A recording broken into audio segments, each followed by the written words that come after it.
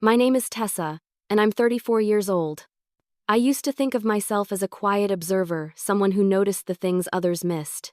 In meetings, I was the one catching tiny inconsistencies in reports, typos in contracts, or the slight twitch in someone's expression when they were lying. It wasn't paranoia, it was attention to detail. At least, that's what I told myself, before everyone else decided I was seeing things. I worked as an accountant at a mid-sized financial firm in Denver. It wasn't glamorous, but I was proud of my work. Numbers were honest, or at least, they used to be. The first time I noticed something off, it was just a small discrepancy, a few $1,000s listed under miscellaneous client reimbursements. The number didn't match any entry I had logged. I brought it up casually in a team meeting, thinking it might be an error in data entry. Patrick, my boss, gave a tight smile and said, "We'll take a look later, Tessa." But he never did. Weeks went by, and the strange discrepancies kept showing up: random invoices, ghost clients, unexplained transfers. I began compiling a separate spreadsheet just to keep track of them. When I finally brought it to Patrick again, he chuckled and said, "Tessa, you overthink things. These are just back-end corrections." The way he dismissed me so effortlessly stung more than I expected. Soon after, I noticed how others started treating me differently. During lunch breaks, when I joined the group, conversations would die down. People stopped replying to my work emails promptly. Even my closest coworker, Sarah, told me I should relax and trust the system. It was subtle, but isolating, like I'd been quietly labeled as unstable. At home, I vented to my boyfriend, Jake. He was patient at first, nodding as I showed him the printouts and explaining the math behind the discrepancies. But over time, his responses shifted. "Maybe you're reading too much into it," he'd say, or "you're making yourself crazy over nothing." I laughed it off the first few times, but deep down, it hurt. I wasn't crazy, I was careful. Then, one afternoon, something happened that I couldn't ignore. A client emailed me asking about a payment I supposedly approved, one I had no memory of. The attached approval file had my electronic signature, but I'd never seen it before. The timestamp was accurate, but the file metadata was altered. Someone had forged my approval. I printed everything: emails, reports, even screenshots, and stored them in a locked drawer at my desk. The next day, I noticed the lock looked slightly scratched, like someone had tried to open it. I brushed it off, but my stomach twisted with unease. I decided to start keeping copies of everything on a flash drive I brought home each night. Every day after that, I found something new. A document I knew existed would suddenly be missing from the shared drive. A folder I'd renamed would revert to its old title. Even the timestamps on some files seemed tampered with. When I pointed this out to Patrick again, his tone changed. "Tessa, maybe you need a break," he said, his voice soft but condescending. "You've been under a lot of stress. Why don't you take a few days off?" That was when the whispers began. I'd walk into a room, and conversations would stop. My name would pop up in hushed tones. "She's losing it," someone said once, not realizing I was standing right behind them. My heart pounded so hard I thought it might burst. I stopped eating lunch with the team and started spending breaks alone in my car. I'd sit there, gripping the steering wheel, replaying everything in my head. Was I wrong? Was I overanalyzing? But no matter how I looked at the numbers, they didn't lie. I began documenting every single thing I noticed. Not just the data, but the reactions, the changes in tone, the timing of deleted files.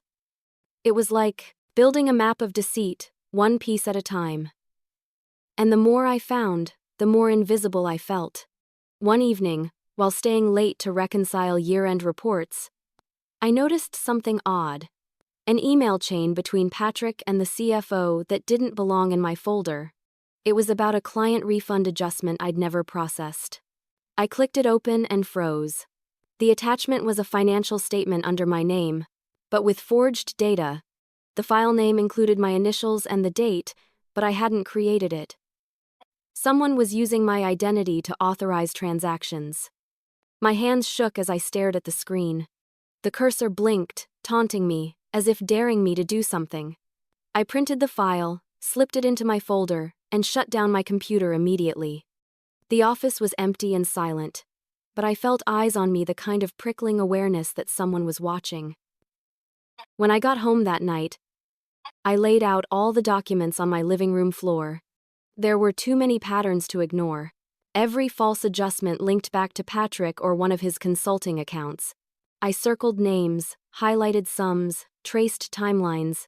The evidence was clear, but so was the danger. Still, no one believed me. My coworkers rolled their eyes. HR brushed me off. Jake said I was obsessing.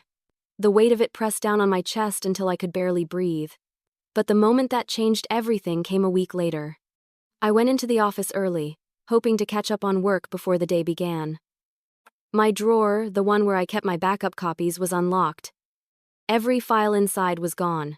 And as I looked up, I saw Patrick standing at the end of the hallway, sipping his coffee, smirking like he knew exactly what had happened. That was the moment I realized this wasn't paranoia. Someone really was covering something up. When I returned to work the next morning, the air felt heavier, like the office walls themselves knew something I didn't. I'd barely stepped through the door when Patrick appeared, all smiles and forced warmth. "Tessa," he said, his tone syrupy sweet, "I was worried about you. You've been working too hard." That fake concern made my stomach turn. His sudden kindness was too deliberate, too rehearsed. He'd never cared about my workload before. But now, after my files mysteriously disappeared, he wanted to play the part of a compassionate boss. For a moment, I thought about confronting him directly, demanding to know where my documents went. But one look into his calm, patronizing expression told me he'd just twist it back on me. I forced a polite smile, nodded, and walked to my desk, pretending everything was normal. Except nothing was normal anymore. My desk phone rang constantly that day, but the calls weren't for me. Clients I used to handle had been reassigned to other employees. My access to certain financial folders had been revoked too. When I asked IT about it, they said the request came from management. I could feel the noose tightening. Patrick wasn't just dismissing me anymore, he was isolating me. Later that afternoon, Lisa from HR called me into her office. She was always professional, polished, and perfectly neutral, the kind of woman who could smile while delivering bad news. "Tessa," she began, clasping her hands neatly on her desk, "Patrick mentioned you've been under a lot of stress lately." That word stress made my pulse spike. It was the first seed of the narrative they were planting. She continued, "He said you've been concerned about certain reports. We just want to make sure you're okay." "I'm fine," I said carefully, keeping my tone steady. "But there are inconsistencies in our ledgers. Funds moving to unverified vendors. I have documentation." Lisa tilted her head slightly, the way people do when they're humoring a child. "Sometimes systems auto-adjust," she said. "Data can look off until J. End of month reconciliation." I wanted to scream. Instead, I leaned forward and said, "These aren't auto-adjustments, they're falsified transactions. Someone is using my credentials." Her expression softened in that infuriatingly sympathetic way. "Tessa, have you thought about taking some personal time? Just a few days to decompress?" I left her office shaking. It was clear now they were trying to frame me as unstable. The following week, things got worse. My colleagues began whispering when I passed their desks. When I joined team calls, the conversation would fall silent for a beat before someone awkwardly cleared their throat. My direct messages to the team chat went unanswered. Once, I walked into the break room and overheard two coworkers talking. "She's obsessed with those reports," one said. "Patrick thinks she might be having some kind of breakdown." "Seriously?" the other replied. "I mean, she's always been intense, but wow." They laughed. And when they saw me standing there, their faces flushed red. No one said a word. That night, I went home and told Jake everything. I expected him to be angry for me, to say he believed me. Instead, he sighed. "Tess, maybe they're right," he said quietly. "You've been working nonstop. You're not sleeping. Maybe you are overthinking it." The words sliced deeper than any betrayal at work. "You think I'm imagining this?" I asked. He rubbed the back of his neck. I just don't want you to lose your job over something that might not be real. I finished for him, my voice trembling. He didn't answer. That night, I couldn't sleep. I kept replaying everything in my head, the missing files, the whispers, the locked drawer. It felt like the walls were closing in. Every person around me had chosen a side, and I was the only one standing alone in the middle. By morning, I was running on adrenaline. I decided I wouldn't let them gaslight me into silence. I arrived early and began copying digital records onto an external drive. Every file, every report, every trace of evidence. I encrypted them and emailed a copy to myself, labeling it innocuously so no one would suspect anything. As I worked, I noticed Patrick watching me from his glass office. His smile didn't reach his eyes. Around lunchtime, he strolled over and leaned against my cubicle. "How are you holding up, Tessa?" he asked in that calm, patronizing tone again. "Fine," I replied without looking up. He chuckled softly. "Good. I know things have been tense lately. You've been a little distracted." "Distracted?" I repeated. He shrugged. "We all have off weeks. Just don't let it affect your work." I wanted to throw the printed reports in his face. Instead, I met his gaze and said, "Don't worry, Patrick. My work speaks for itself." His expression flickered just for a second, but enough for me to see the annoyance beneath his mask. That evening, as I was leaving, I heard Lisa's voice coming from Patrick's office. I paused near the door, just out of sight. "We can't just fire her without documentation," Lisa was saying. Patrick replied, "Then make documentation. Start a performance file. Missed deadlines, unprofessional conduct, whatever it takes. She's a liability." My heart dropped into my stomach. They were building a paper trail to destroy me. I left the building with my mind spinning. The night air was sharp, cutting through the fog of fear that had been clouding me for weeks. I wasn't paranoid. They were really doing it, trying to make me doubt myself, trying to rewrite reality until no one would trust a word I said. When I got home, I went straight to my computer and double-checked the copies I'd made earlier. Every document was intact. Every name, every number, every transaction safe.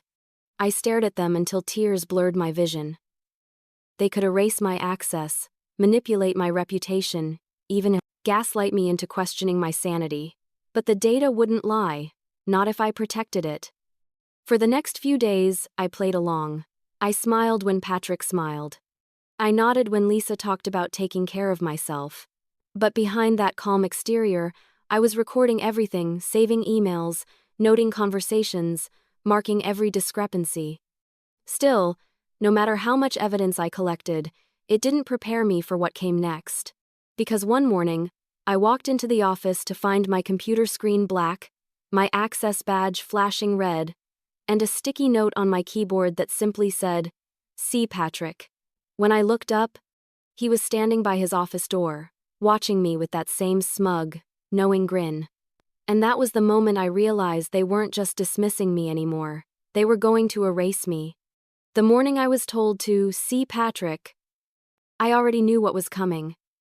I could feel it deep in my chest, that dull, aching certainty that the trap had finally been set.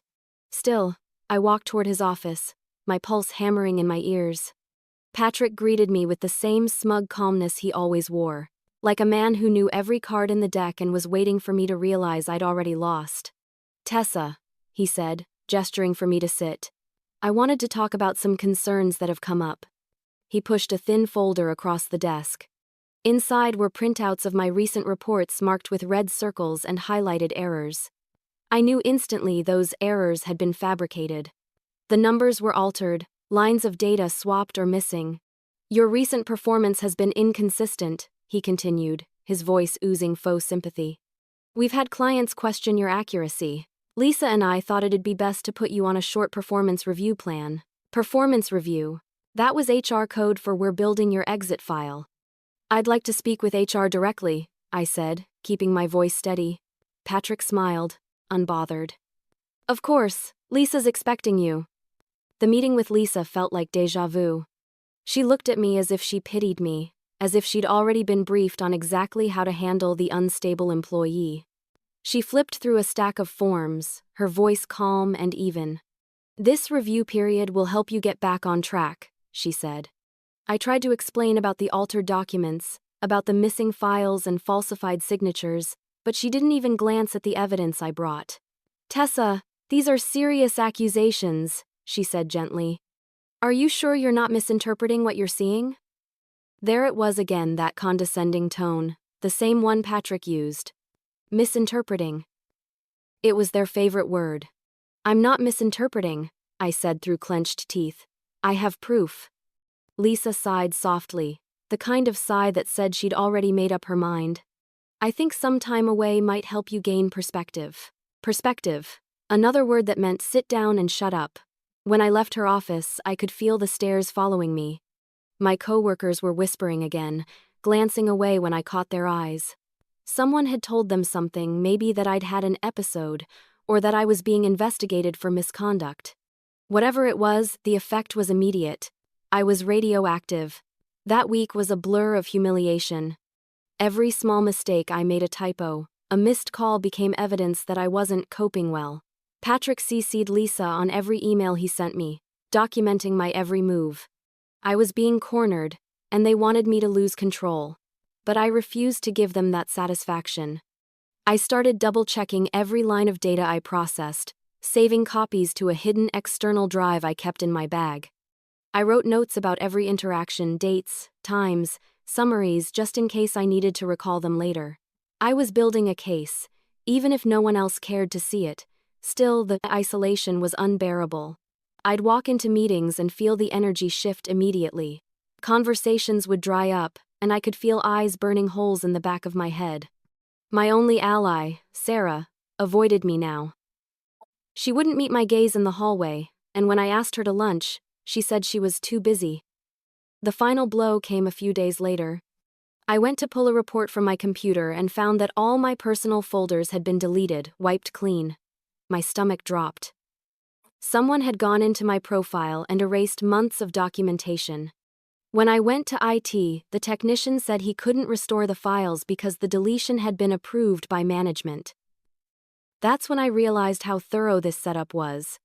Every safeguard I tried to build, they found and dismantled. That night, I sat in my car for almost an hour before driving home. I felt hollow, a shell of the woman I used to be. I'd always believed that if you told the truth and worked hard, justice would follow.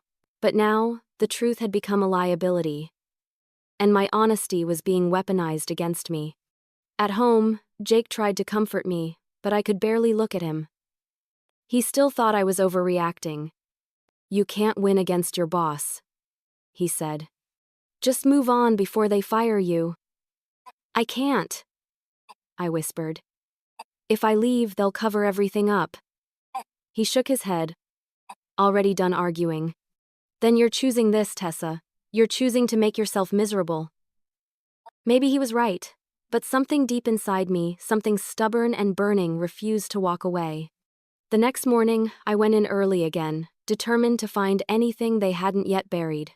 The office was silent, the only sound the hum of computers waking up. I sat at my desk, scrolling through archived files, cross-referencing old reports. That's when I noticed a small black USB drive wedged behind my keyboard, one I'd never seen before. My heart skipped. It wasn't labeled, and it definitely didn't belong to me. For a few seconds, I just stared at it, afraid to touch it. Finally, curiosity won. I slipped it into my pocket, acting casual when others began trickling in. All morning, I couldn't focus on anything else. What if it was planted? What if it contained more evidence, or worse, something meant to incriminate me? When I finally got home that night, I closed the curtains, locked the door, and plugged the drive into my personal laptop. There were folders, dozens of them. Client names, financial summaries, off-book invoices, and hidden among them, one folder labeled Consulting Partners. I clicked it open, and what I saw inside made my skin crawl. There were records of transactions linking Patrick's personal accounts to shell companies under false names, evidence that could destroy his career, and possibly the entire firm. I sat frozen, staring at the screen as the folder opened. My heart pounded so loudly that I could hear it in my ears. There were hundreds of files, PDFs, spreadsheets, invoices, each carefully labeled with client names I recognized. But something was horribly wrong. Every document connected back to accounts that shouldn't exist. I opened one at random. It was an invoice from a consulting firm called Harris & Cole Enterprises for $28,450 in project analysis fees. I'd never heard of them. The signature on the approval line? Patrick's. The payment authorization? Mine. Except I'd never signed anything for that company. My hands trembled as I opened the next file. And the next. They all told the same story. Payments going to the same few fake companies, all connected through identical routing numbers. Someone was laundering money and they were using my name to do it. I sat back, my body cold all over. For months, they'd been setting me up to take the fall. If this ever came to light, those signatures and approvals would point directly to me. Patrick was smart, ruthless, even, but he'd made one mistake. He'd lost this flash drive. For a long time, I just stared at the screen. Part of me wanted to march into the office the next morning and shove the evidence in his face. But another part, the logical part, knew that would be suicide. They had already made everyone believe I was unstable. If I confronted him, the files would disappear, and I'd be labeled delusional for good. No. I needed to be smarter. I copied every file onto my laptop, then onto a second drive I hid inside an old jewelry box, the original flash drive, I wrapped in a napkin and tucked into the back of my kitchen drawer. My hands were shaking so badly that I dropped it twice. For the rest of the night, I couldn't sit still. I paced my apartment, my mind racing. Every scene from the last few months replayed in my head. The whispers, the missing files, Patrick's pitying smile. It all made sense now. They weren't trying to silence me because I was wrong, they were terrified because I was right. But what could I do with this? Going to HR was useless. They were already protecting him. If I went to the police without proof that the data was real, Patrick could spin the story, claim I stole company property. I'd end up arrested before he ever did. I didn't sleep that night. I kept staring at the documents, analyzing the trails, connecting the dots. There was one pattern that stood out.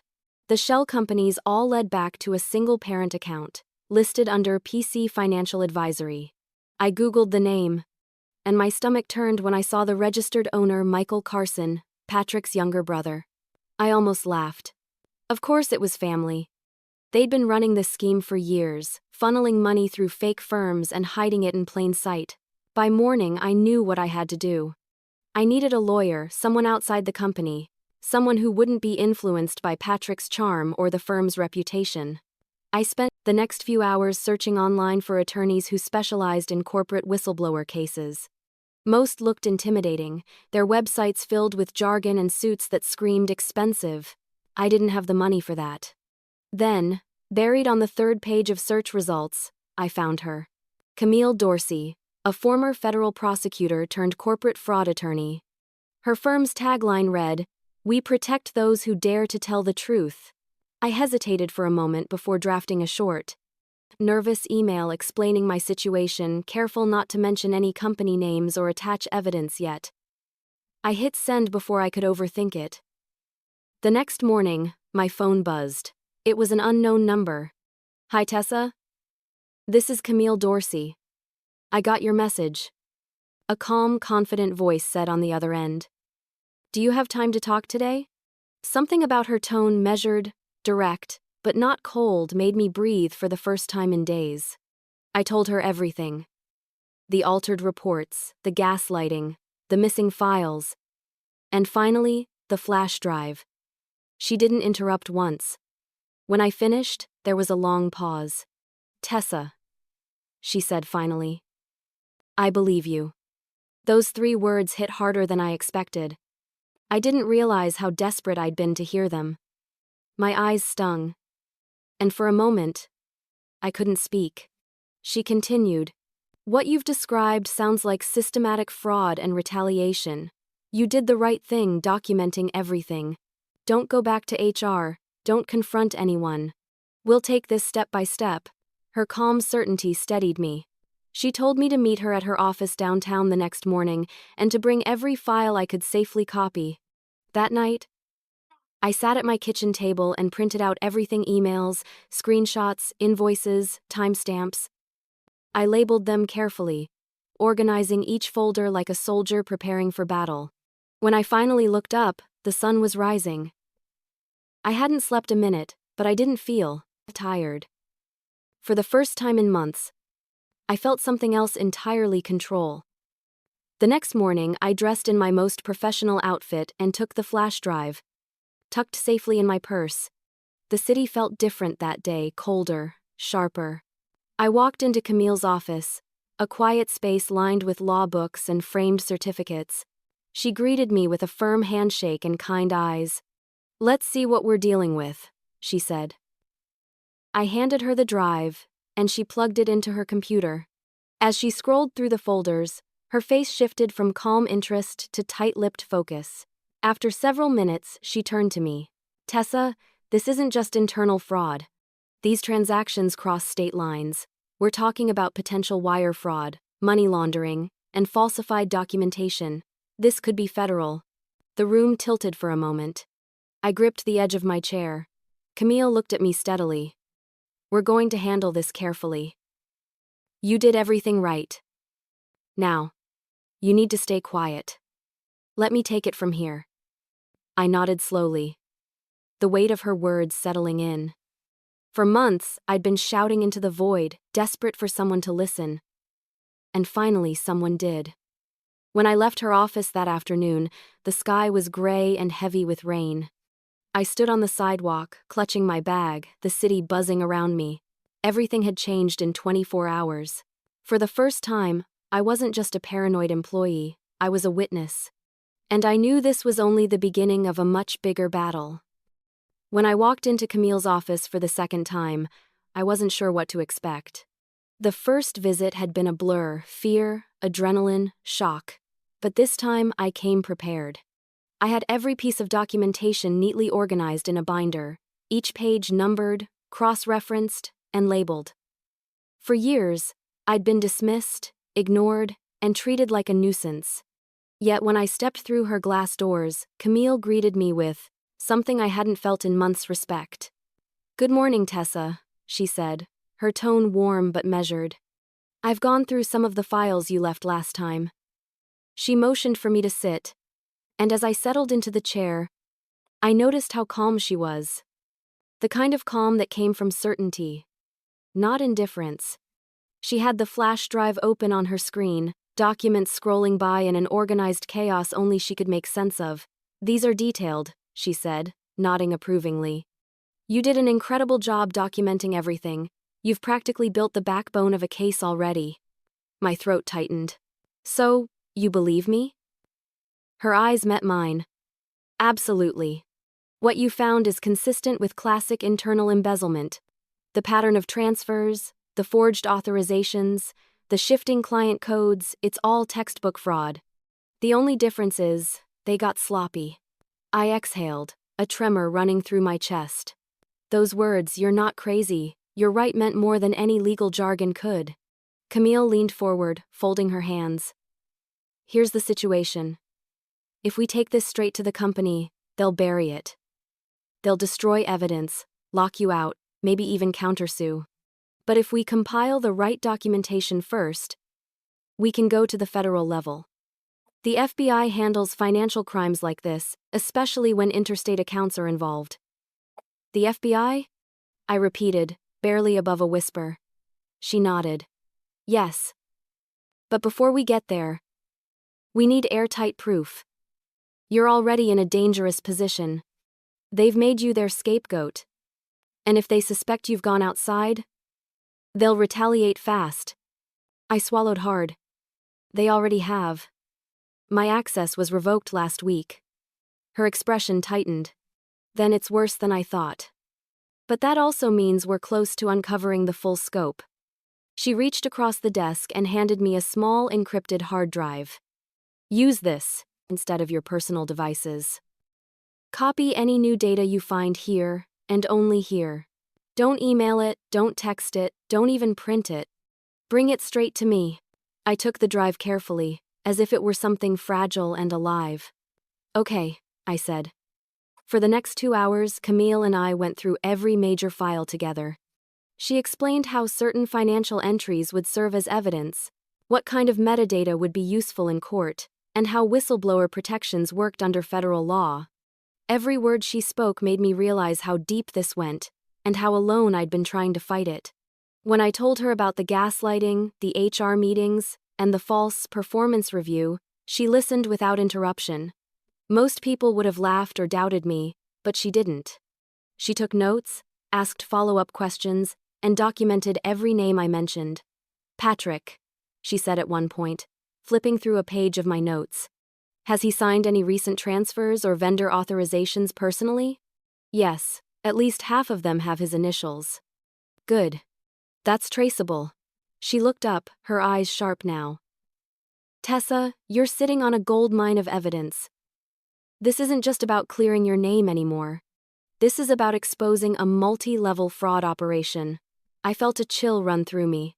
For months I'd been begging people just to listen. Now, someone was not only listening but believing.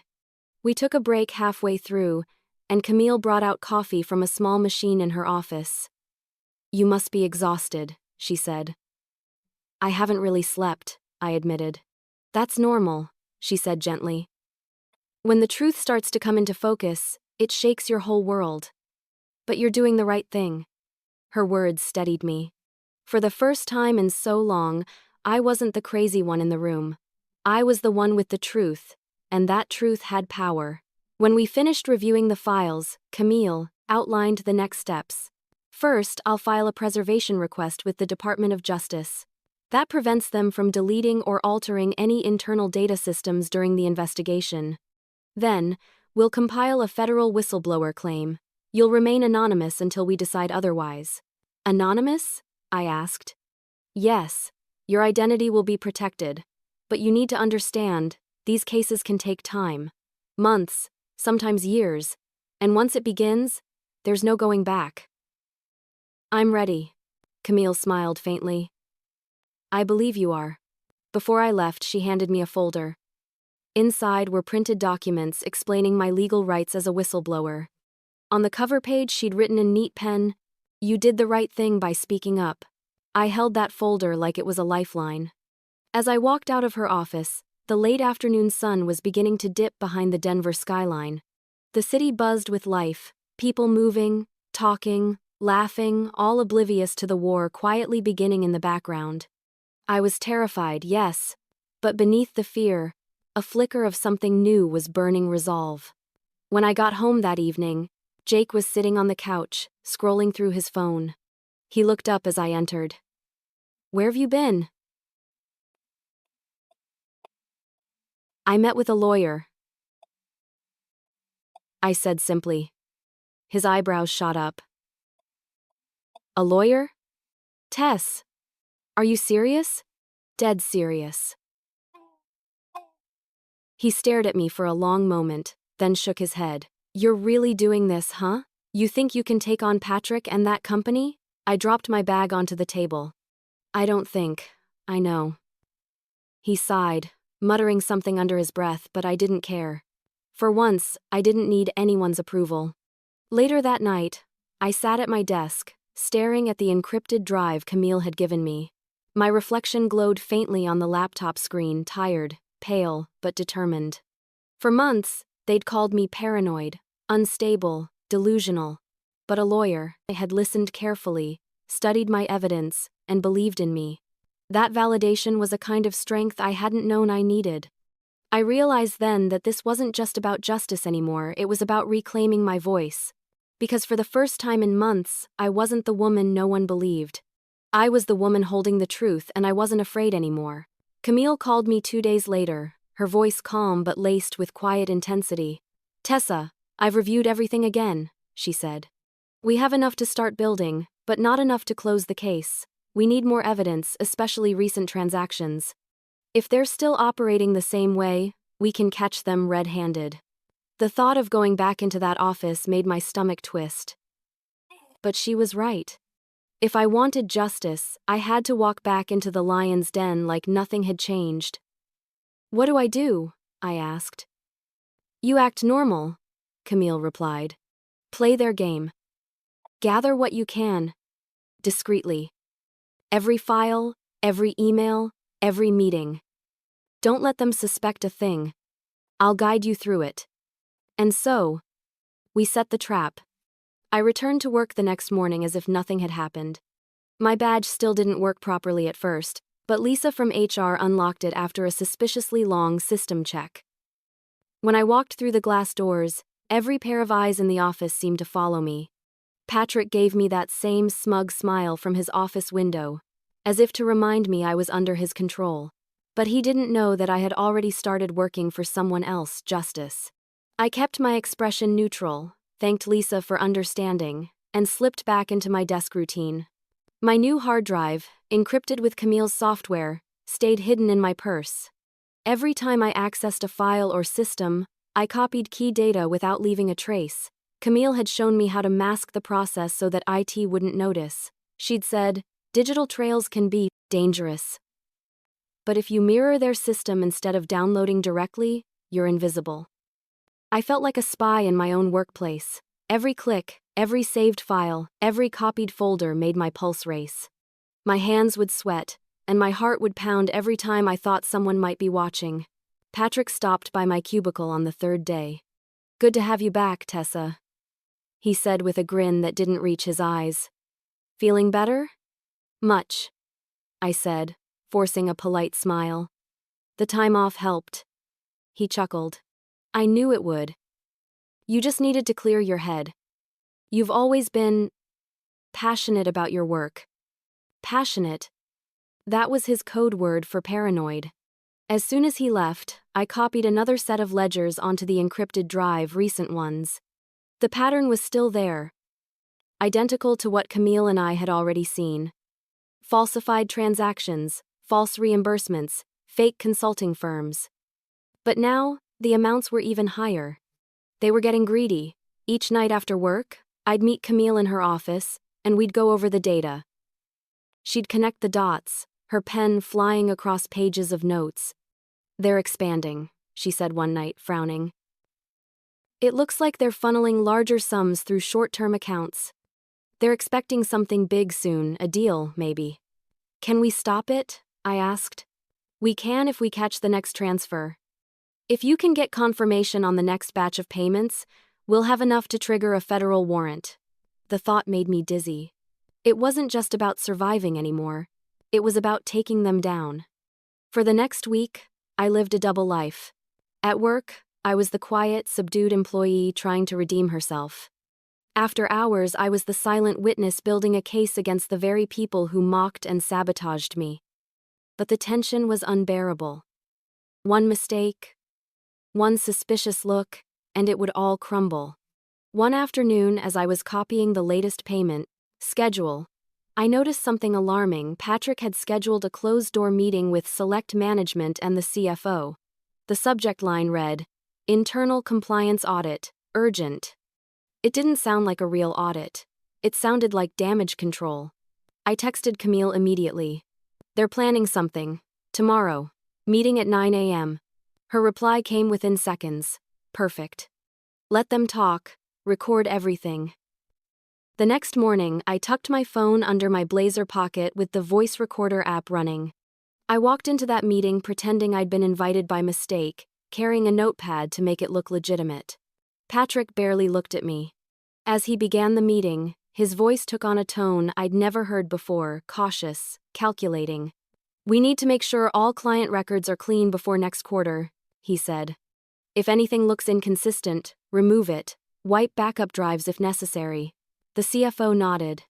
"Especially anything from the Denver branch, keep it quiet," Patrick added.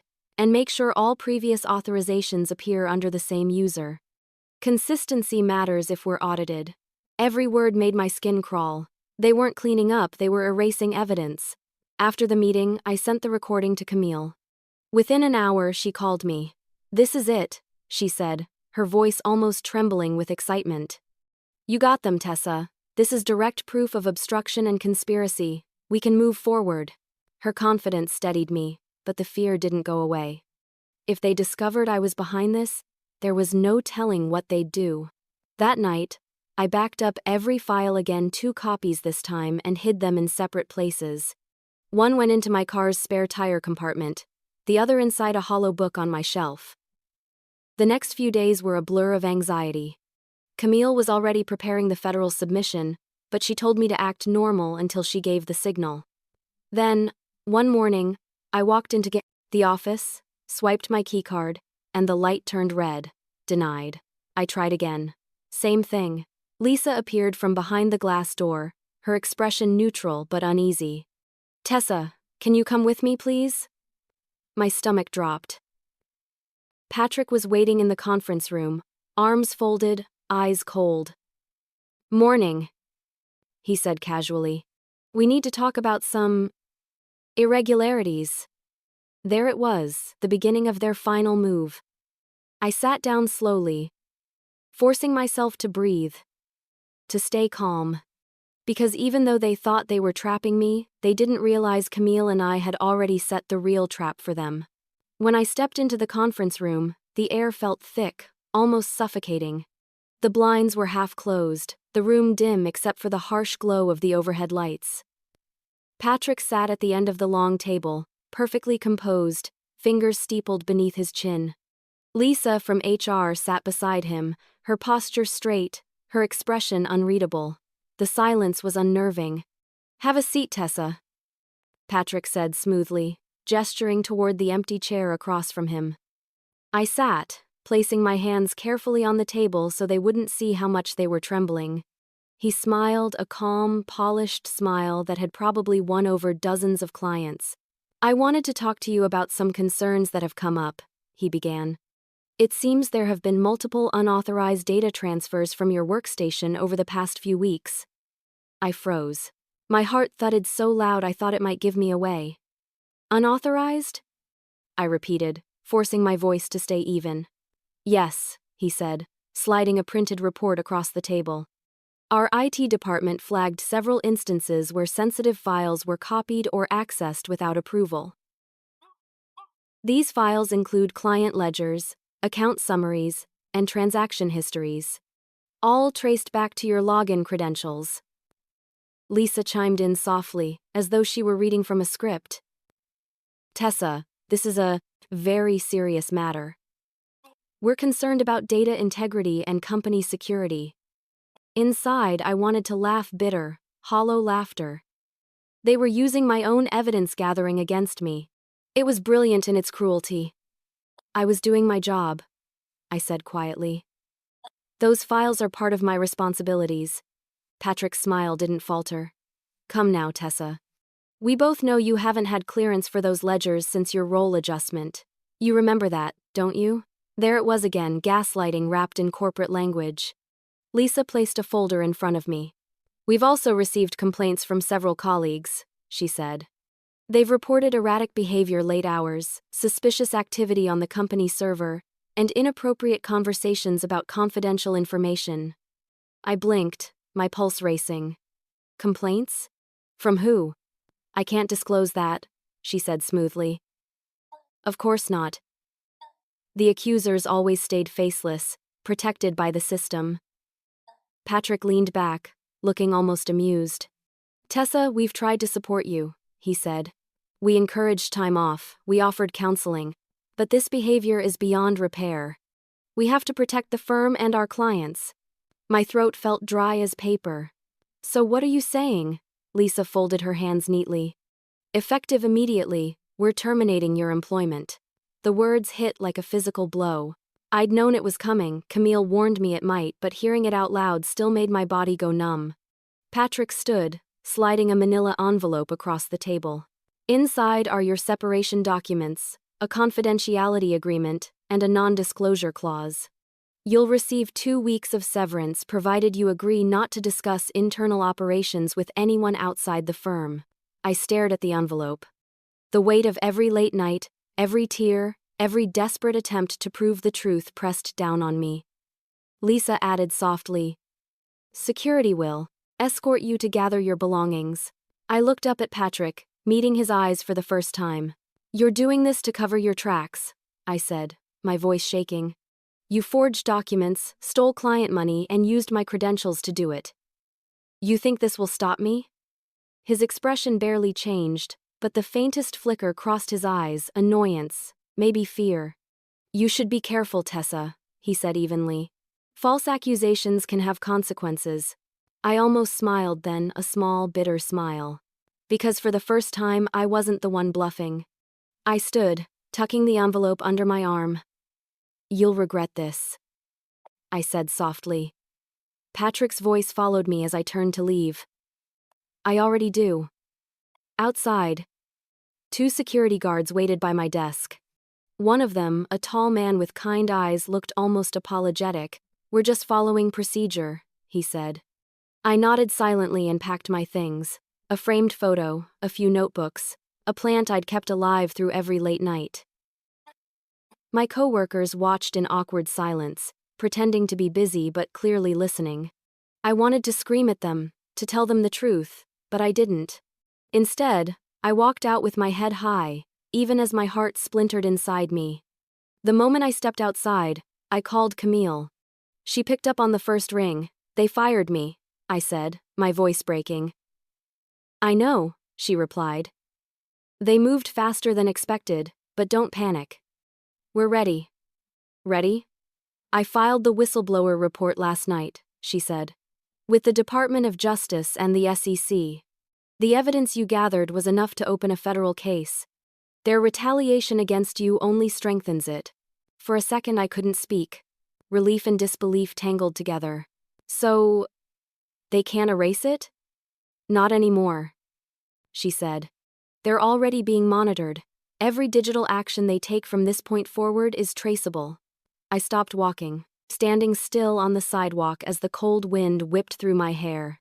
The weight that had been crushing me for months suddenly lifted, just slightly. Camille's voice softened. You did it, Tessa. Now let the system do its work. You're protected. Protected. I repeated the word in my head like a mantra. For the first time, it didn't sound like an empty promise. That evening, I sat in my apartment surrounded by boxes from my office. The plant sat on the table, leaves drooping slightly, a mirror of how I felt. I replayed the day in my mind, the smug looks, the lies, the forced politeness. Every detail was burned into my memory, but underneath the humiliation was something else resolve. Patrick thought he'd silenced me. He thought he'd destroyed the only person who could expose him. But what he didn't realize was that his arrogance had sealed his fate. Every fake report, every altered file, every forged signature was already in the hands of someone who couldn't be intimidated. Camille called again that night. The federal team will want to interview you soon, she said. They're moving fast. Be ready.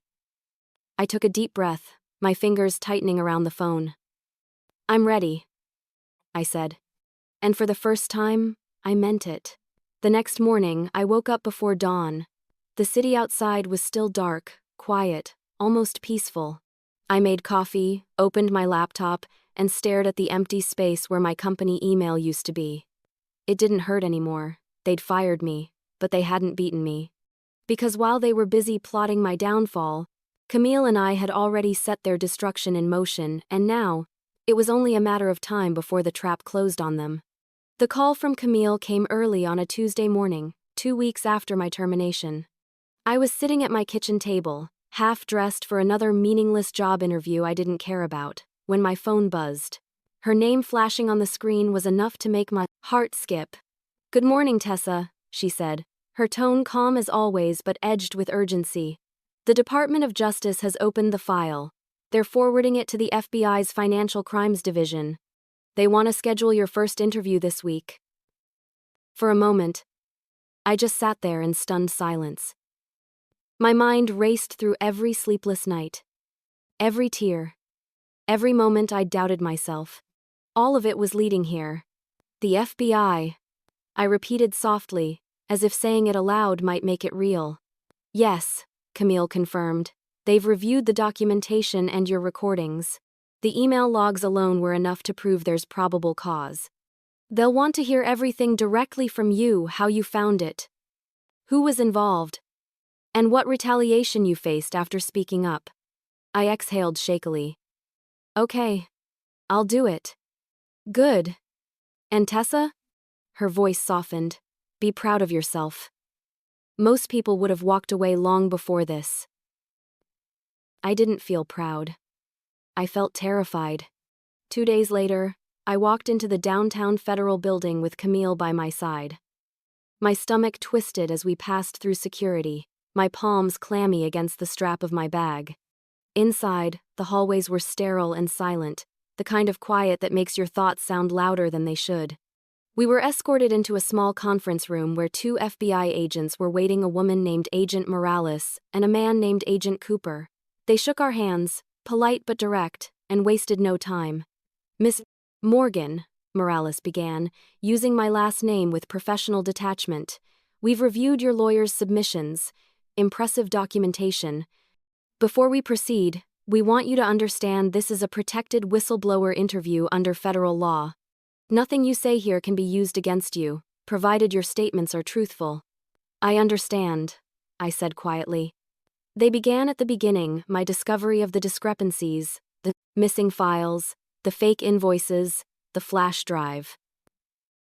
For 3 hours, I walked them through everything, page by page, memory by memory. Camille sat beside me the entire time, occasionally interjecting to clarify a detail or to remind me to breathe. When I finished, Morales nodded thoughtfully. This is consistent with a large-scale internal embezzlement operation, she said. The shell companies you mentioned have already shown up in other investigations. It's possible your firm was part of a broader network. A broader network. The phrase chilled me. This wasn't just Patrick and his brother, it was bigger. Agent Cooper leaned forward. We'll need to subpoena internal communications and banking records. That will take time. But the evidence you provided gives us a strong start. Camille asked a few procedural questions, and when the meeting ended, both agents thanked me for coming forward. Morales's expression softened slightly as she stood. Most people stay silent. You didn't. That takes courage. Courage. I wasn't sure that's what it was. It felt more like desperation mixed with anger. But maybe courage was just that, choosing to act even when you're scared out of your mind. When we stepped outside, the sun was blinding.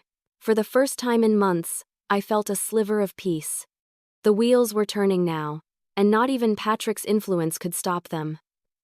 Over the next few weeks, everything started to move in quiet, deliberate steps. Camille stayed in constant contact, updating me as new developments came in. They've executed a data preservation order, she said one afternoon over the phone. That means the company can't delete or alter anything. Their servers are being mirrored as we speak. I couldn't help but smile. Patrick's going to hate that. Oh, I'm sure he already does, she replied dryly. Meanwhile, I tried to rebuild some semblance of normal life. I picked up freelance bookkeeping work to cover bills, kept my head down, and waited. But the anxiety never really left. Every time my phone buzzed, I half expected it to be bad news, a threat, a smear, a lawsuit. Then one morning, while scrolling through my newsfeed, I saw a short article buried halfway down a local business site. Regional accounting firm faces federal inquiry. My former company's name was right there in the headline. My breath caught. The article didn't mention me. Of course, I was an anonymous source, but the words federal investigation glowed like neon. I called Camille immediately. She was already aware. It's starting, she said. The press must have caught wind of the subpoenas. Don't speak to anyone about it. Not friends, not family, not reporters. Stay silent. I agreed, but inside, something almost like vindication stirred. After all the humiliation, the whispers, the gaslighting, the truth was finally pushing through. Jake noticed the change in me. One evening he asked, "You've been different lately. Is something happening with that case?" I looked at him carefully, remembering how he'd doubted me, how he'd begged me to drop it. "Things are moving," I said vaguely. "That's all I can say." He looked uneasy. but I didn't care. He hadn't stood beside me when it mattered. Weeks passed, and the investigation deepened. Federal agents began contacting former employees, quietly gathering statements. A few old coworkers even reached out to me privately, apologizing for not believing me. One message read, "You were right, we should have listened." I didn't respond. What could I say? It wasn't okay. Camille's updates grew more intense. "They've subpoenaed Patrick's personal banking records," she told me one Friday evening. "And his brother's company accounts. The transactions align exactly with your data." I felt a rush of relief so strong I had to sit down. So they can prove it? They already are. It's only a matter of time before charges are filed. The following week, Camille called again, this time with a tone I hadn't heard before. "Tessa, the FBI executed a search warrant at your former office this morning." I nearly dropped my phone. "What?" "They raided the building. Computers, ledgers, hard drives, everything's being seized. Patrick and the CFO were both taken in for questioning. For a few seconds I couldn't move, couldn't speak. It was too surreal." After months of being ridiculed and dismissed, the men who had called me crazy were now facing federal agents. "Camille," I whispered, my throat tight. "It's really happening, isn't it?" "Yes," she said softly. "You did this. Your courage made this possible." I hung up the phone and sat in silence, staring out the window as the city lights flickered against the dusk. For the first time since this nightmare began, I felt something pure and overwhelming relief. All those moments when they rolled their eyes, when they called me paranoid, when they tried to erase me, they didn't matter anymore. The truth was out, and it was unstoppable. But as I watched the night settle over the city, another thought crept in, one that made my chest tighten again. If Patrick and the others were desperate enough to destroy evidence before, what would they do now that they were cornered? The morning after the raid, my phone wouldn't stop buzzing. News outlets had picked up the story overnight, and by dawn, it was everywhere. Federal investigation targets local accounting firm in multi-million-dollar fraud case. I sat at my kitchen table, the same place I'd once cried over missing files, now watching my former company unravel on live television. Reporters stood outside the building where I used to work, cameras flashing as agents carried out boxes of evidence. Patrick's name was all over the headlines. "Senior partner, allegedly involved in wire fraud scheme," one anchor said. "Company executives under investigation for money laundering." I should have felt nothing but satisfaction, but the emotions came in waves: disbelief, anger, relief, exhaustion. I'd imagined this moment 100 times, yet seeing it unfold felt strangely hollow, like watching someone else's life fall apart from the outside. Camille called mid-morning. "I assume you've seen the news?" she asked, her tone steady. "Yeah," I said quietly. "It feels surreal," she exhaled. "I know." The FBI confirmed the raid went smoothly. They seized over 50 terabytes of data and froze multiple accounts. Patrick and 2 other executives were taken into custody for questioning. It's only a matter of time before formal charges are filed. I closed my eyes, gripping the phone tighter. "And the evidence?" "They found everything you documented and more." "You were right, Tessa, they were moving client funds through shell companies tied to Patrick's brother. The numbers match your files almost exactly." A sound escaped me, something between a laugh and a sob. "So they can't twist it anymore. They can't make me the crazy one." Camille's voice softened. "No, they can't. You were the only one telling the truth all along." That sentence stayed with me long after we hung up. For so long, I'd begged people to just listen. Now, the world was listening, not because I shouted louder, but because I never stopped speaking. By that afternoon, reporters were camped outside my apartment building. Somehow, word had leaked that an unnamed whistleblower was the source of the investigation. They didn't know it was me, not yet, but they were circling close enough to make my heart pound. I ignored the knocks at my door, the endless emails from journalists promising anonymity. Camille texted me, "Do not engage with the press. The DOJ will handle public statements. Stay quiet and stay home." So that's what I did. For days, I barely left my apartment. Every time I turned on the news, I saw familiar faces, my old coworkers giving nervous, pre-rehearsed statements about how they had no idea what was happening. Some looked genuinely shocked, others, guilty.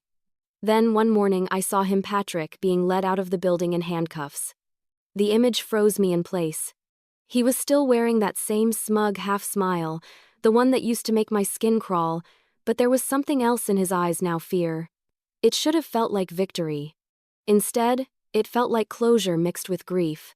He had stolen so much from me, my peace, my career, my reputation. Seeing him finally fall didn't erase the scars, but it was enough to make breathing feel easier. The following week, Camille arranged a debriefing. We met at her office again, the same place where everything had started months earlier. She had stacks of papers spread across her desk, court filings, official statements, evidence lists. "It's official," she said, handing me a printed document. "Patrick and the CFO have been charged with wire fraud, embezzlement, and obstruction of justice. There's a chance they'll also face charges for retaliation against a protected whistleblower, that's you." I scanned the paper, barely able to process the words. "And the company?" "Shut down pending federal review," Camille said. "The board dissolved last night. Their assets are being audited. You'll likely be called to testify when the case goes to court." Testify. The idea made my stomach twist. "Will I have to face him?" "Maybe," she said. "But you won't be alone. You'll have me, and you'll have the truth. That's more powerful than you realize." I nodded slowly, trying to absorb it all.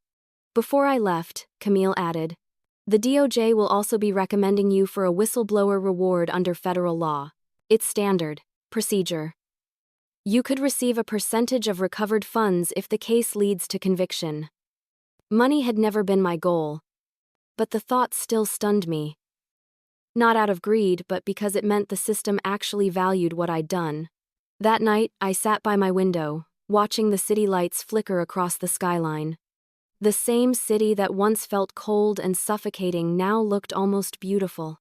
I thought about how far I'd come from being ridiculed and gaslit to becoming the one person who had pulled the thread that unraveled everything.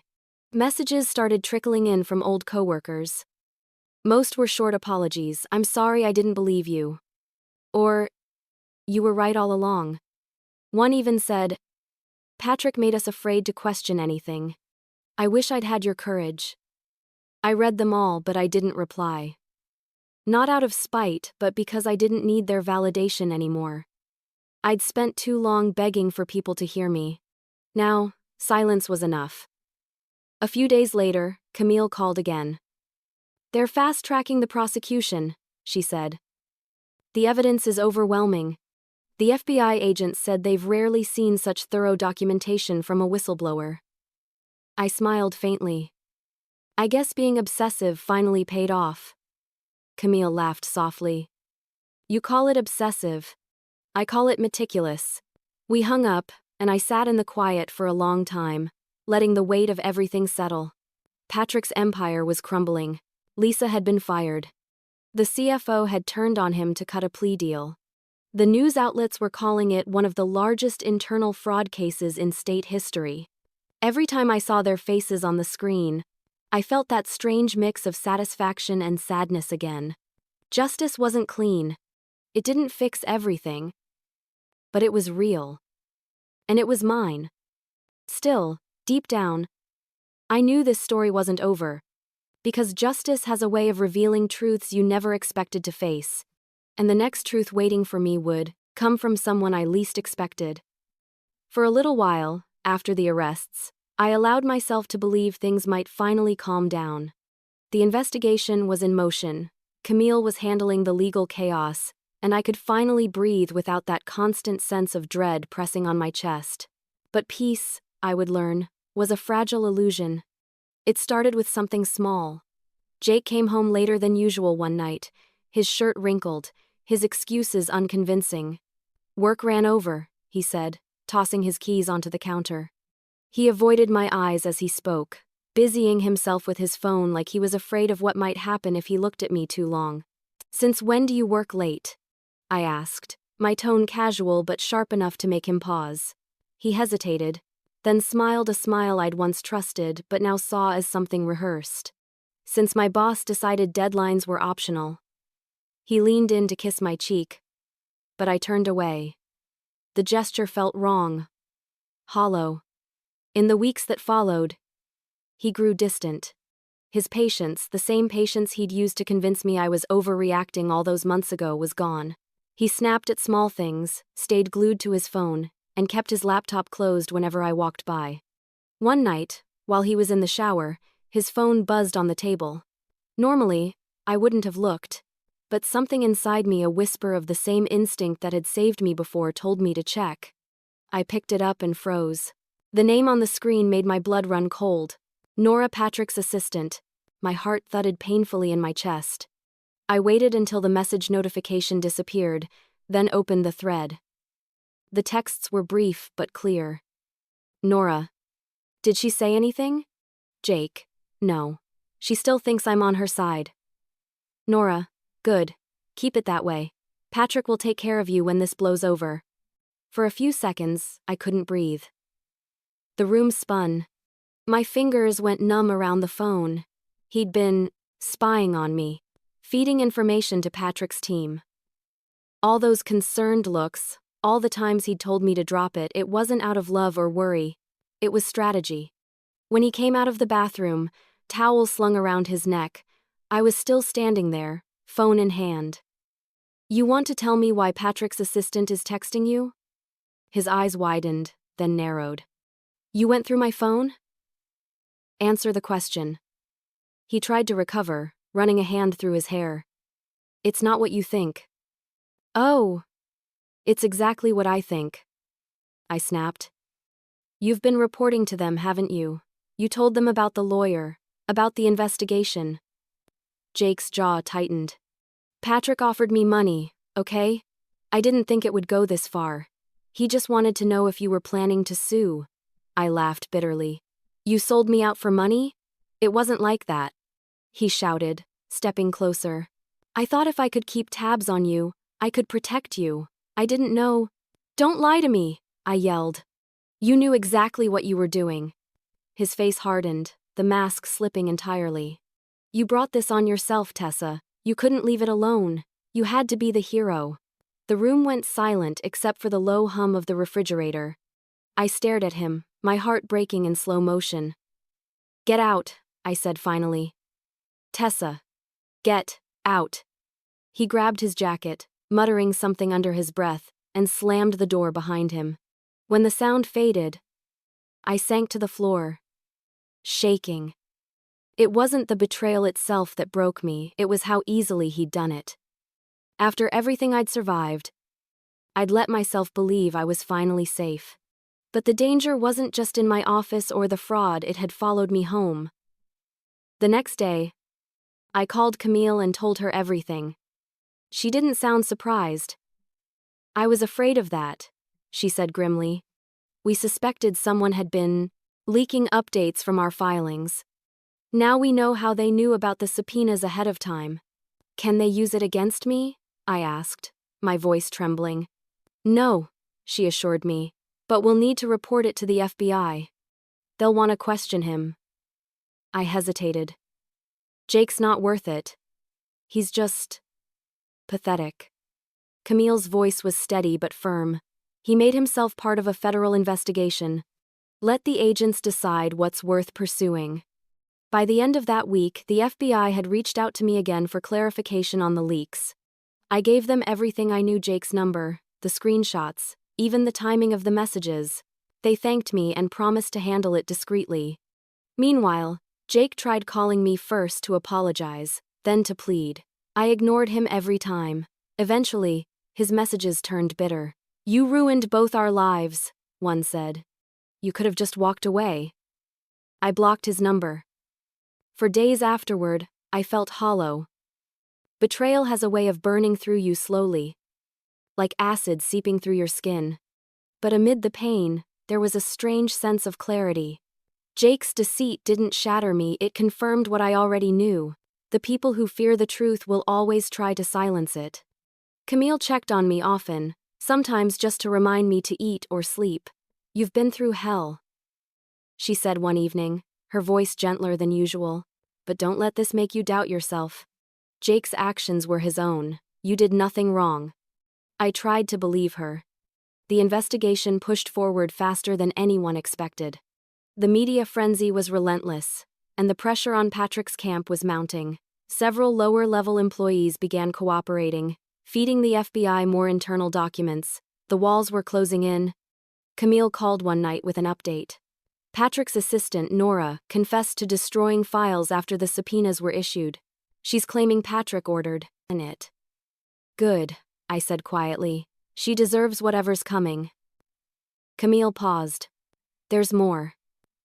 The agents traced some of her deleted messages and they confirmed she was communicating with Jake. They're adding him to the list of persons of interest. I sat there in stunned silence. The man I'd loved was now entangled in the same criminal web I'd spent months trying to expose. For a long moment, I said nothing. Then, softly, I asked, "What happens to people like that, Camille?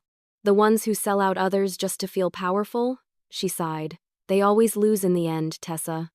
Always." That night, I looked around my apartment, the scattered papers, the half-packed boxes, the quiet hum of the city outside, and realized something. I wasn't angry anymore. I wasn't even sad. I was free. Jake's betrayal was just the final piece in a long, brutal puzzle. And now that I saw the full picture, there was only one thing left to do. Finish what I'd started. Because if they thought betrayal would silence me, they were about to learn that the truth only grows louder once it's been broken open. The first sign that something was wrong came just after midnight. I was lying awake, staring at the ceiling. The quiet hum of my apartment, the only sound. Then, a loud crash shattered the silence. My heart leapt. I shot upright, every nerve on fire. At first, I thought it was a random noise from the street. Denver nights weren't always peaceful, but when I stepped to the window, my breath caught. My car, parked beneath the flickering streetlight, had its windows smashed in.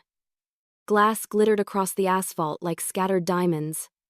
I ran downstairs, hands shaking. The cold air hit my face like a slap. As I approached the car, I saw it a key mark carved deep into the paint, long and deliberate. And taped to the windshield was a small note, written in black marker, "Keep quiet." For a long moment, I couldn't move. My pulse pounded in my ears. As I scanned the street, half expecting someone to be watching from the shadows. But there was no one, just the sound of wind and distant traffic. My first instinct was to call Jake. But I stopped myself. He was part of the problem now. Instead, I dialed Camille. She answered on the second ring. "Tessa? It's past midnight. What happened?" I told her everything, the car, the note, the feeling that someone had been watching me. Her calm professionalism faltered for the first time. "Lock your doors," she said firmly. "I'll contact the FBI liaison handling your case. They'll send someone to check on you." Within an hour, 2 agents arrived, the same pair who'd interviewed me weeks earlier. Agent Morales examined the note carefully, slipping it into an evidence bag. "This is intimidation," she said. "Classic tactic when a case starts closing in on the guilty." "Do you think it's Patrick?" I asked quietly. Morales exchanged a look with her partner. "Hard to say. He's under strict monitoring and out on bond, but his associates might not be." Camille arrived not long after. Her hair disheveled, eyes fierce. She crouched beside the car, studying the damage. "They're trying to scare you into silence," she said. "But it means they're desperate. That's good news for us." Good news. I almost laughed at the irony. My car was destroyed. I was scared to leave my home. And somehow this was progress. The agents recommended I stay somewhere else for a while, a hotel or with a friend, but I didn't have family nearby, and most of my friends had drifted away during the chaos. In the end, Camille offered a solution. "I have a safe apartment my firm uses for clients under protection," she said. "It's in a quiet part of town. You can stay there until things settle down." I wanted to refuse, to insist I could handle it, but fear had already lodged itself deep inside me. I packed a small bag that night and followed her to a modest apartment building on the edge of the city. It wasn't much, but it was secure. I finally slept, though every sound still made me flinch. The next morning, Camille called with updates. The FBI traced the message, she said. It came from an account linked to Patrick's brother's company. Even in custody, they're still trying to intimidate witnesses. Can they stop them? I asked. They will, she assured me.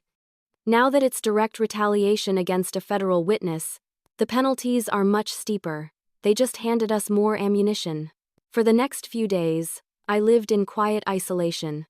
I worked remotely, stayed off social media, and checked in with Camille daily. But even in that safe apartment, the fear never fully left. Every knock at the door made my stomach tighten. Every shadow outside the window felt like a threat. Then came the subpoena. Camille called one afternoon to tell me I'd be testifying in front of a federal grand jury. It's your chance to tell them everything in your own words, she said. This will strengthen the prosecution's case. I hesitated. Will they be there? Patrick, his team? No, she said. Grand jury proceedings are closed. Only prosecutors, jurors, and witnesses are present. You'll be safe. Safe. That word again. I wasn't sure I even remembered what it meant anymore. The day of the testimony, I walked into the courthouse with my head high, even though my knees were trembling. Camille was there, steady as always, reminding me of the key points. The prosecutors greeted me respectfully, not as a suspect, not as a nuisance, but as the person who had made this entire case possible. When I began to speak, my voice wavered at first. But the more I told my story, the steadier it became. I told them about the forged invoices, the missing files, the gaslighting, and the flash drive that had started it all. I described how they'd tried to discredit me, how they'd fired me, and how they'd sent threats when the truth began to surface. When I finished, there was a long silence. Then, one of the jurors, an older woman with kind eyes, nodded slightly. "Thank you for your courage," she said softly. Courage. I'd heard that word before, but this time it didn't sound like flattery. It sounded like acknowledgement. After the session, Camille met me in the hallway, pride shining in her expression. "You did perfectly," she said. "They believed every word because it's the truth." For the first time in a long while, I felt something shift inside me. The fear that had held me hostage began to loosen its grip. That night, I sat on the small balcony of the safe apartment, watching the lights of the city flicker in the distance. Somewhere out there, Patrick and his brother were scrambling, their lies collapsing around them. I could almost picture it, the panic, the blame, the desperation. They'd tried to silence me with humiliation, gaslighting, and fear. They'd vandalized my car, invaded my peace, and called me crazy. But I was still standing, and as the cold night air brushed against my face, I whispered to myself, "They'll never shut me up again." Because the truth they tried to bury had taken root, and now it was growing stronger than ever. The day of the trial felt unreal, like a scene from a movie I'd accidentally wandered into. The courthouse loomed ahead, tall and cold, its marble steps glistening under a pale morning Sunday.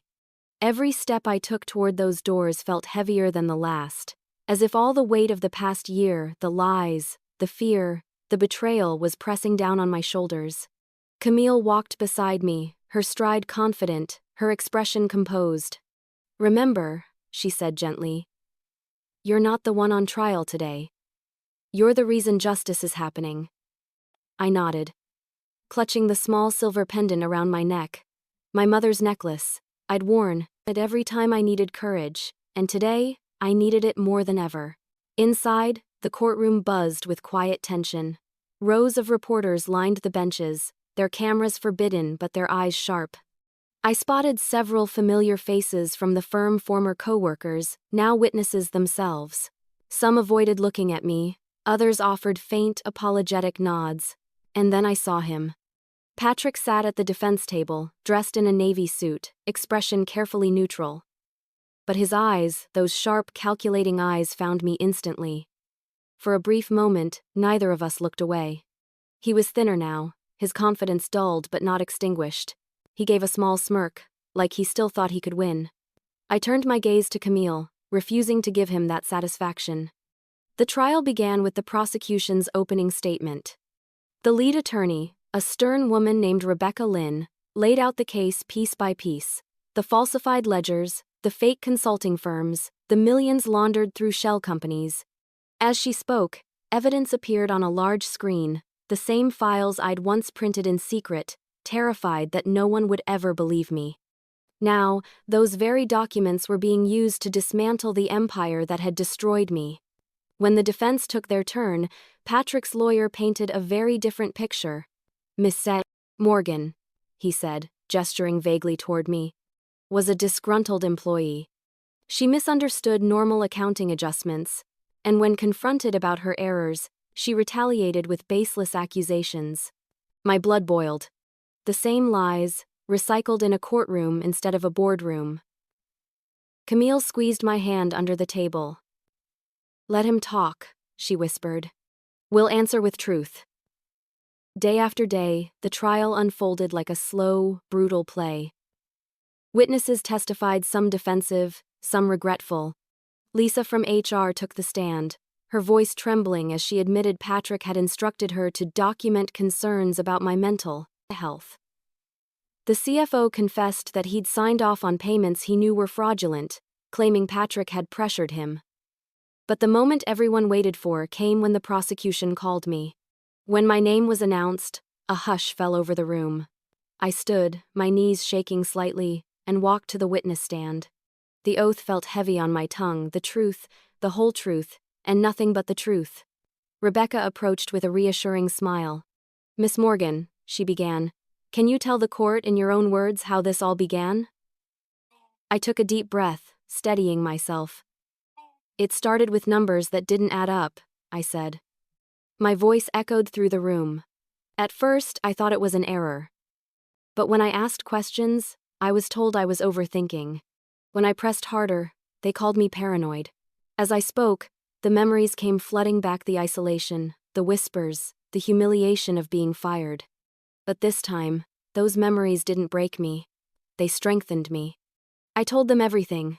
The missing files, the forged documents, the gaslighting, the flash drive, the lawyer who believed me, and the threats that followed. Each detail came out calm and clear, every fact supported by evidence Camille had meticulously gathered. When the defense cross-examined, Patrick's lawyer tried to rattle me.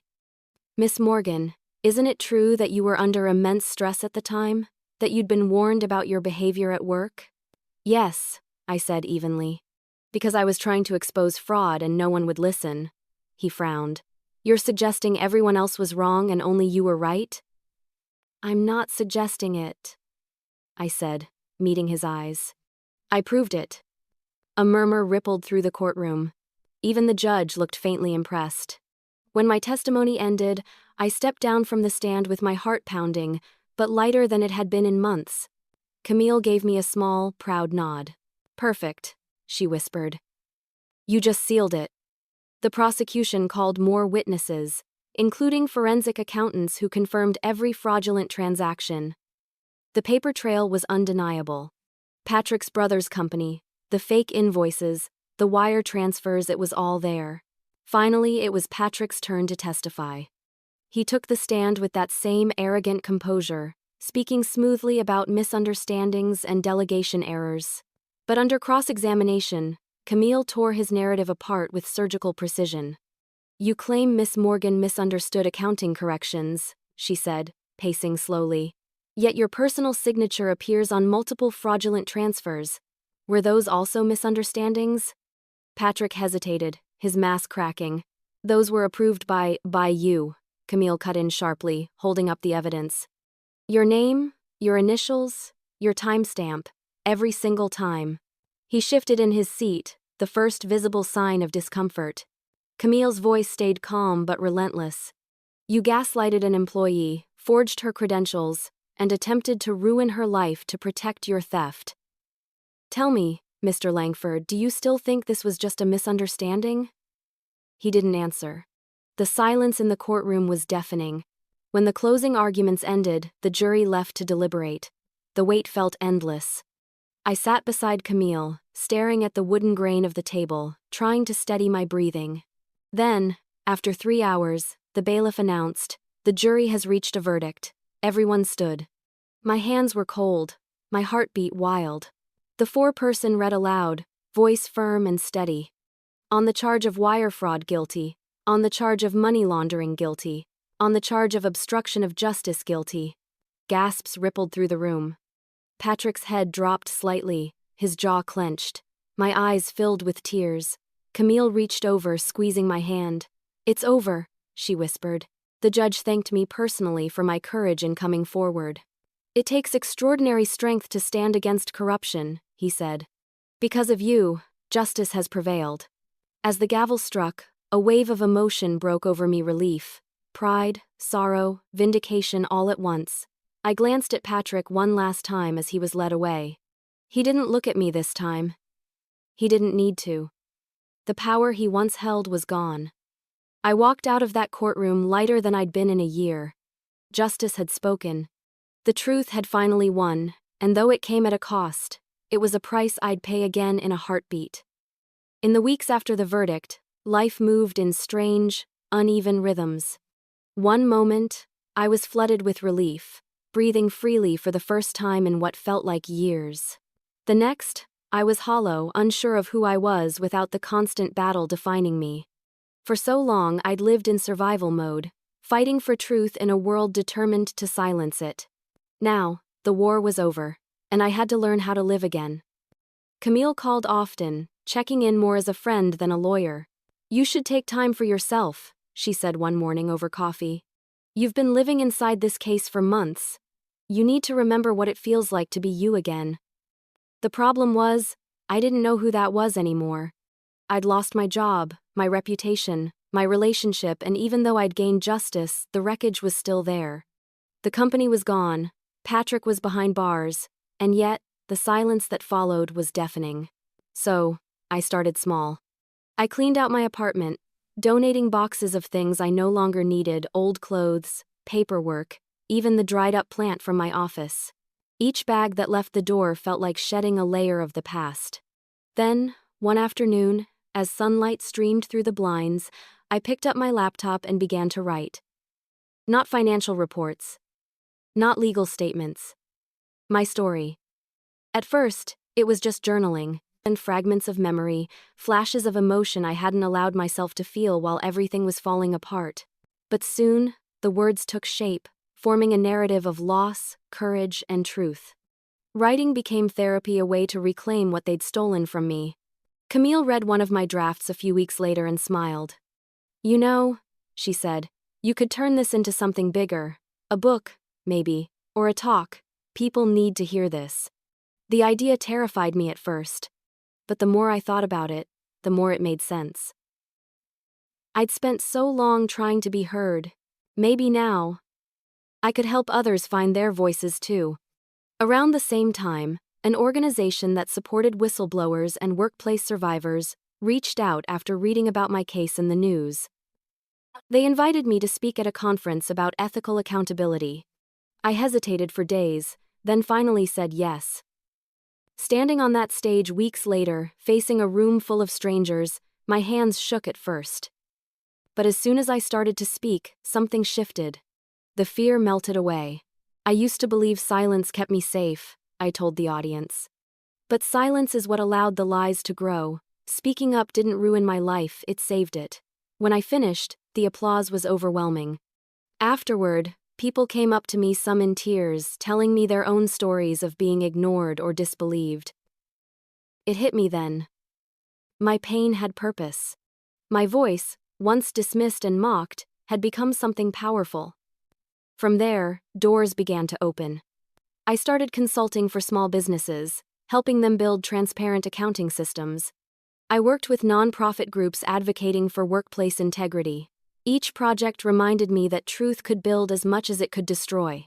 Camille, now more like a sister than an attorney, often teased me about how far I'd come. "You're the most famous accountant in Denver," she said once, laughing over lunch. I laughed too, but deep down, I knew. Fame wasn't what mattered. What mattered was peace, and I was finally finding it. Still, some nights, the memories crept back. I'd wake in the dark, my mind replaying those days when everyone thought I was crazy. But instead of fear, what I felt now was strength. I'd survived that storm. I'd learned how to rebuild from the wreckage. I moved to a new apartment across town, one with large windows and light that poured in every morning. I adopted a dog from the shelter, a quiet brown mutt I named Harper, after my grandmother. She became my shadow, following me everywhere, grounding me when the old anxiety tried to rise. One evening, as I watched the sunset from my balcony, Harper curled up beside me, I realized something profound. I wasn't the same woman who'd walked into that office a year ago. That woman had doubted herself, begged for approval, and apologized for speaking the truth. The woman I'd become didn't need anyone's permission to be heard. I thought often about the people who doubted me: Patrick, Lisa, even Jake. At first, I'd wanted revenge, for them to feel the same pain they'd caused me. But over time, that desire faded. Justice had already done its job. The rest wasn't mine to carry. Instead, I found myself focusing on gratitude for Camille, for the investigators who listened, and for that one version of myself who refused to give up even when everyone else did. A few months later, Camille called with one last surprise. "The Department of Justice finalized the whistleblower compensation," she said. "You're entitled to a percentage of the recovered funds. It's a substantial amount." I was stunned. Money had never been the point, but hearing that validation in numbers, the very thing they'd used to deceive, felt poetic. That night, I sat down at my desk and opened my journal. On the first page I wrote, "I used to think the truth destroyed me. Now I know it rebuilt me." I looked around my staying apartment, the soft light, the quiet hum of the city, Harper sleeping peacefully, and smiled. For the first time in a long time, the silence didn't feel like punishment. It felt like peace. And as I closed the journal, I realized that even though my story had started in betrayal, it was ending in something far stronger. Because sometimes, the greatest revenge isn't proving them wrong, it's living well after they've fallen apart. It was a crisp autumn morning when Camille called and asked me to come by her office one last time. Her tone was lighter than usual, touched with that rare kind of warmth that only comes when something hard is finally over.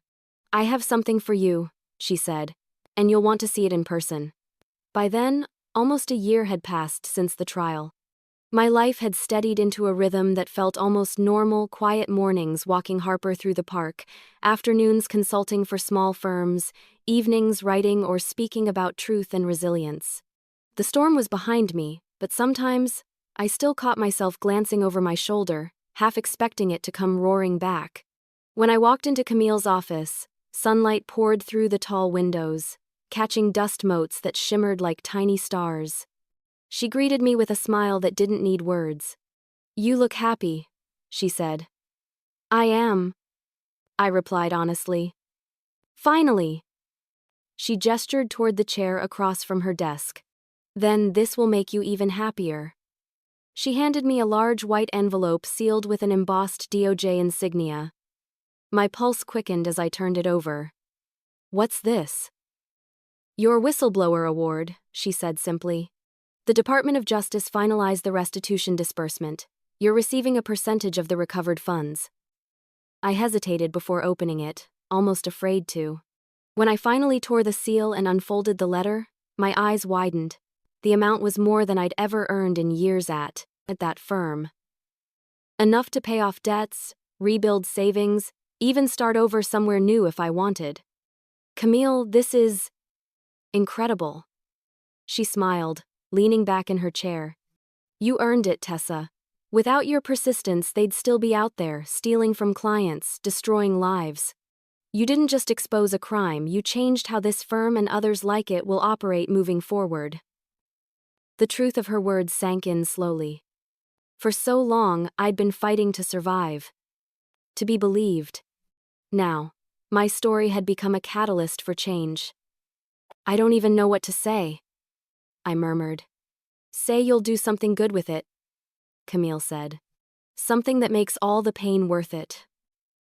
I nodded, emotion rising in my throat. "I will." As I left her office, the envelope pressed to my chest. I couldn't help but think of how it all began, one small inconsistency in a report. one instinct that wouldn't let me ignore what others dismissed. They had mocked me for it, rolled their eyes, called me paranoid, but that same stubbornness had saved me. I walked a few blocks before stopping at a cafe we used to visit back when life was simpler. I ordered a latte, found a seat by the window, and let the moment wash over me. Outside, people bustled past, unaware of the weight that had lifted off my shoulders. Later that afternoon, on my drive home, I found myself detouring. My car seemed to know where it was going even before I did. It led me to the one place I hadn't seen since everything ended, my old office building. The firm's logo had been removed months ago, but the outline of the letters was still faintly visible against the glass. The windows were dark now, the parking lot nearly empty. I parked across the street and sat for a moment, watching the hollow shell of what used to be my nightmare. It looked smaller somehow. Powerless. I remembered standing in that very parking lot, clutching my box of belongings after they fired me, wondering how I'd ever rebuild. I thought of the fear, the humiliation, the way Patrick had smirked as if he'd won. Now, the only thing left of his empire was silence. I stepped out of the car and walked to the entrance. The doors were locked, the interior stripped bare, just echoes of desks and memories. I pressed my hand against the cold glass, not in anger, but in quiet triumph. I told the truth, I whispered. For a long moment, I stood there, letting the past settle where it belonged behind me. Then I turned and walked away, the wind carrying away whatever was left of the old version of me. That night, I sat on my balcony with Harper curled beside me, the city spread out in a tapestry of lights below. I thought about everything that had happened, the lies, the betrayal, the endless fight to be heard. It had cost me nearly everything I once valued, but it had also given me something greater. Strength, clarity, and peace. I pulled out my journal and opened to the last page. The words flowed easily now. Not from pain, but from closure. They rolled their eyes when I spoke. They dismissed me, mocked me, tried to erase me. But one person listened. One person believed. And that belief changed everything. I paused, then added, "The truth doesn't disappear when it's ignored. It waits quietly, patiently for someone brave enough to speak it aloud." As I closed the journal, a soft breeze carried the scent of rain. Somewhere in the distance, thunder rolled, low and steady, but instead of fear, I felt calm. I'd faced worse storms and survived them all. I looked down at Harper, who lifted her head and rested it gently on my knee. "We did it," I whispered. And as the night deepened around us, I realized that my story, once a tale of betrayal and pain, had become something far greater. It was a story of transformation, of truth finding its way through the cracks, of one woman's refusal to be silenced. They had rolled their eyes at my stories, but the lawyer listened carefully, and because she did, the truth finally had its day, and so did I.